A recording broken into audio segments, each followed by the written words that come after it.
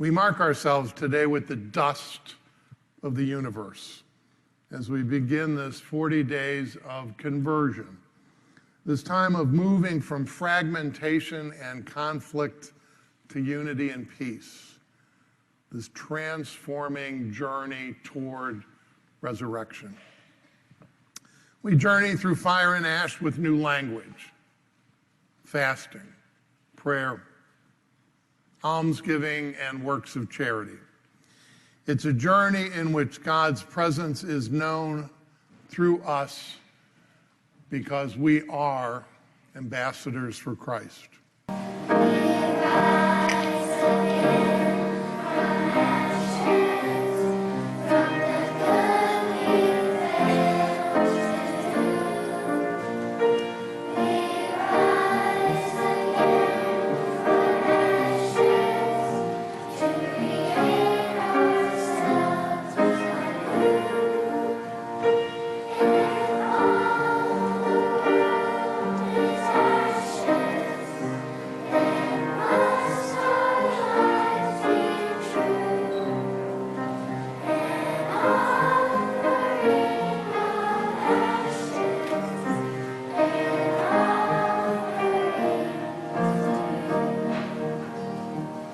At work and at home, but also how to balance my life to be able to be successful at work and at home. So I'm in an industry where there are not a lot of women. However, I look to my friends and also my mom. My mom was a cardiology nurse, and she was so determined. She got up every day, showed me how to get going. I have 3 brothers and a sister, and it was a lot of work for her. And she continued to work past her retirement. And she couldn't really do what she used to do, but she adapted into something else. So I always look to my mom as a role model. To know that, I think most of us have awesome moms. So I would say my mother was my biggest inspiration. My mother, for sure.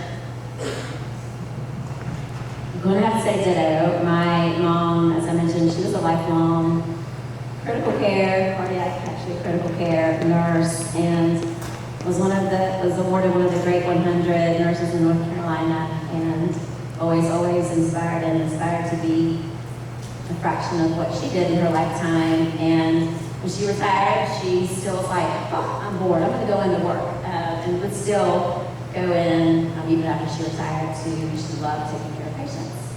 And certainly the many of women whose names I probably would never be able to count and remember all of them, the teachers and professors and people who precepted us in various jobs and positions.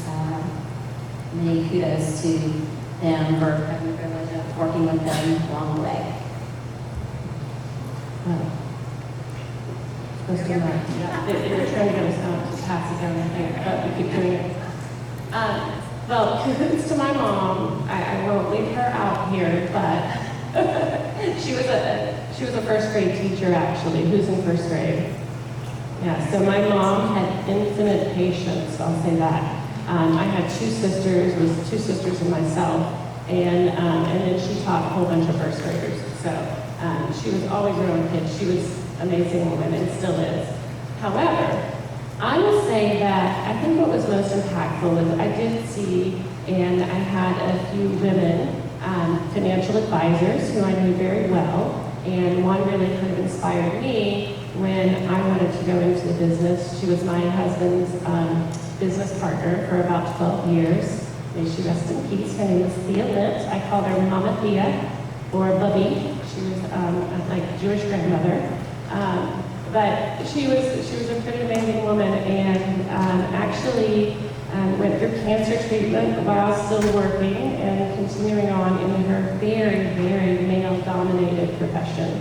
So if any of you know what I mean when I say male-dominated, I mean in the financial services industry, when you look at the financial advisors, most all of them are men. I would say the statistic is about 95%, 90 to 95% if I had to just take a guess, I don't know the actual statistic.